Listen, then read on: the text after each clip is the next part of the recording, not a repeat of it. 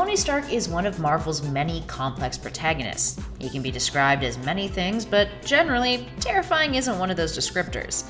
Let's be real here though. If Iron Man wasn't a superhero in Marvel's comics, the idea of a mechanized deadly suit of armor would probably scare the you-know-what out of many an individual. And in a handful of alternate realities, that's the narrative that Tony Stark, or an iteration of him, embark on. Today, we are taking a closer look at those stories with our top 10 scary Iron Man alternate versions. Now, these alternate versions aren't just evil. They're scary in the sense that they could be sinister with heinous and terrifying motivations, or they could be frightening in the sense that physically, they're a lot for your eyes to handle without feeling mildly disturbed. And we've even included a few that have a horrific fate. Fun!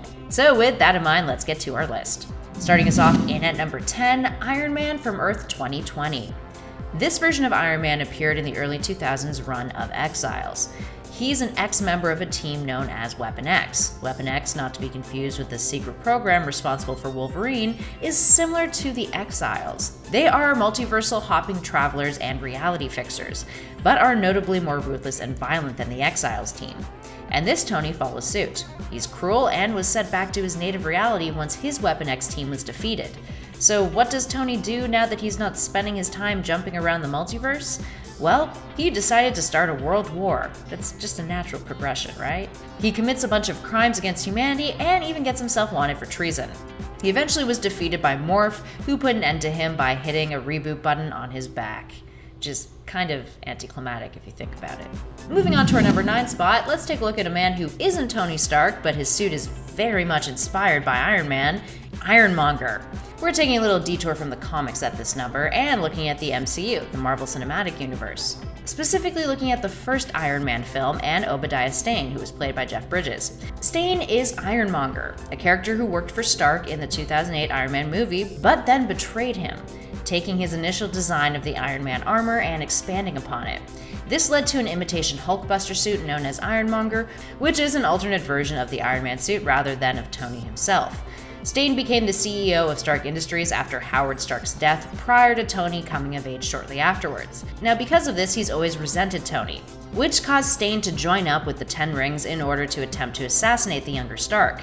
He was then exposed by Pepper Potts and created this armor to take Tony out himself.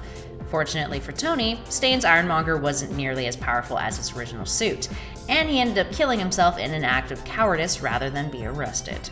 Moving on to number 8, Iron Giant Man. Back to Tony Stark's with this number. So this version of Stark comes from the Mutant X universe known as Earth 1298. Not a whole lot is known about him. There was some inaccurate information about the character passed on by the Yellow Jacket of that Earth, which doesn't help us much. But it was believed that this Tony had been killed in action. Turns out that wasn't the case. So, this Tony has got some pretty narrow-minded views in this universe, being part of an anti-mutant version of the Avengers. And based off of his name, you've probably already figured out that he's got both the powers of Iron Man and Giant Man in this universe, making his prejudice and oppression even harder to tackle.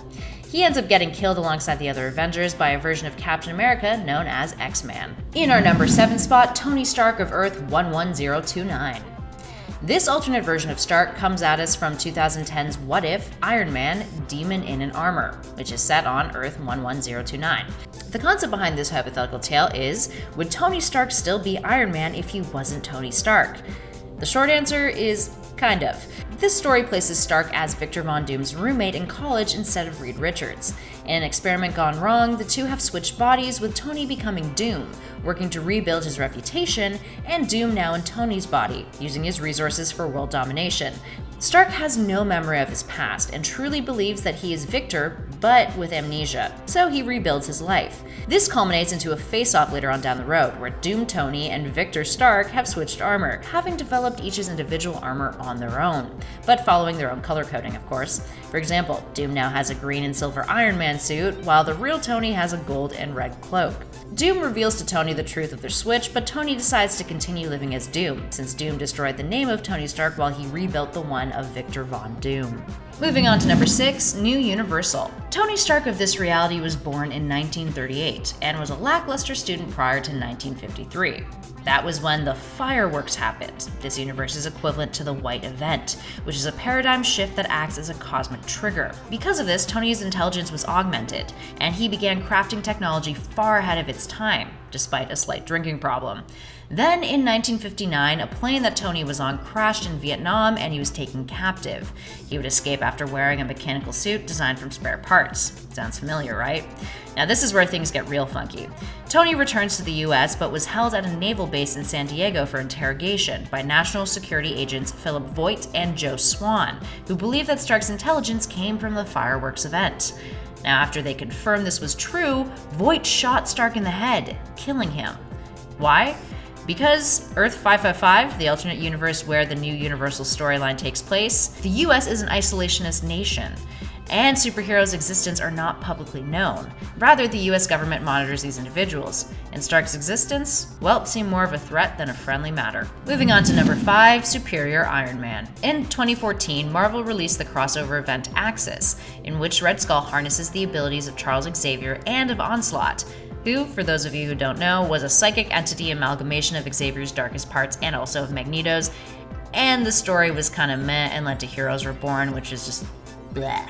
Anyway, the Avengers and the X-Men would team up to take the supervillain on, and during Axis' events, the morality of all the characters involved would be inverted, or reversed rather, thanks to a spell. In other words, the heroes were villains and the villains were good. During the end of the event, the evil version of Tony was able to shield himself when the spell was undone, retaining his villainous personality. This corrupt Tony began to infiltrate society, fully leaning into his egotistical tendencies and becoming a bit of a monster. He would release Extremis 3.0 to the public via a mobile app, getting people addicted to it and then depriving them of further upgrades until they paid the $100 fee. As you can imagine, this turned a bunch of people into drug addicts.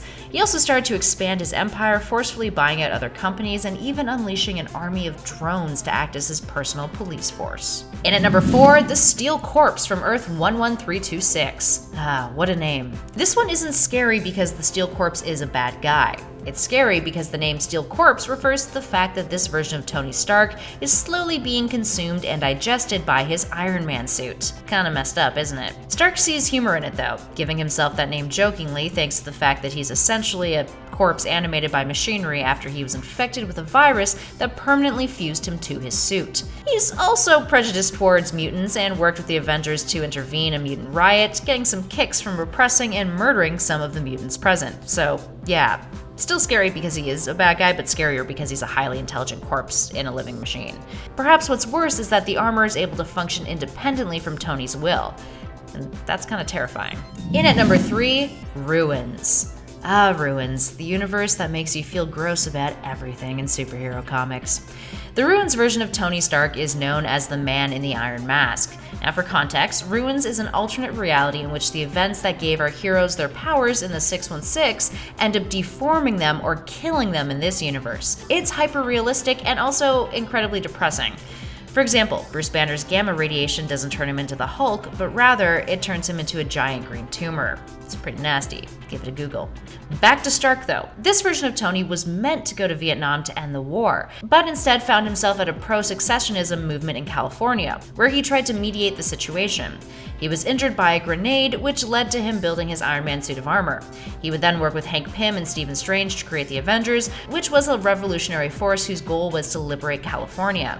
But the secessionist movement defeated them first, gunning down the Quinjet and effectively murdering Stark and Pym in the process. Scary reality because it's kind of realistic. And at number 2, Iron Maniac from Earth 5012. Iron Maniac is the ultimate evil Iron Man, and he's scary as f***. First appearing in Marvel Team-Up Volume 3, Issue 2 in 2005, this version of Iron Man is also entangled with Victor Von Doom, but in a very different narrative from the one from Earth 11029. Iron Maniac, who hails from Earth 5012, comes from an Earth that was ravaged by war, with many heroes dying as a result. Because of his allies and friends dying, Stark became more violent in his grief. He's got major beef with the Reed Richards of this world. While we never fully know what he blames Reed for, it's implied that Reed's actions caused several deaths. Stark sees him as a psychopath, and because of this, Stark would adopt armor that looked a whole lot like Dr. Doom's. And he even fought against the Fantastic Four. He actually killed the Human Torch, who, in the process, burnt his face. See the Doom relation there? Richards would then dispose of Stark by sending him to the 616 universe, where he encountered the 616 Fantastic Four, who mistook him for Dr. Doom returning. Stark revealed his identity, then posed as the 616 Iron Man, and despite being captured by Captain America, Black Widow, Spider-Man, and X-23, he would go on a new rampage, until he was finally stopped by the hero Freedom Ring, who sacrificed his life to put an end to Tony's reign of terror. And last but not least, in at number 1, Marvel Zombies. Marvel Zombies, a staple in our top 10 scary alternate lists. Because hey, when your favorite superheroes become decomposing flesh and want to eat up all of humanity, you bet your butt we consider that horrifying. But let's backtrack for a sec here. The Marvel Zombies universe is Earth 2149, a place that was infected thanks to an alternate version of Sentry who carried the infection and punched his way into this reality and infected everyone. This version of Stark was working on a teleportation device that could help those uninfected in this reality escape to another. But unfortunately, a zombified version of the Fantastic Four broke into the lab where Stark was, and Stark was not wearing his Iron Man suit at the time, so he got infected. As a zombie, Stark led the charge against Silver Surfer when Silver Surfer arrived in New York. Despite Surfer blasting Stark's legs off, he and other zombified characters attacked the Surfer and then were imbued with the power cosmic after consuming him. Along with the other power cosmic zombies, Stark would devour Galactus after attacking him with a gun-like contraption that combined all of their powers into one beam. And yeah, they ate Galactus, and gained his powers, and then called themselves the Zombie Galacti. Eventually, Stark would build cybernetic limbs to replace his legs, reverting to his original costume despite being a zombie. I don't know about you guys, but a zombie with that much power is one that I could definitely do without. Alright, there we have it, friends. What other alternate versions of Iron Man creep you out? Give us a shout in those comments below and let us know your thoughts. If you dug this video, you guys know what to do. Spread that love, hit that like button, and be sure to subscribe to Top 10 Nerd if you haven't already. We'd love it if you stuck around with us some more. In the meantime, thanks for watching. I'll catch you all in the next video.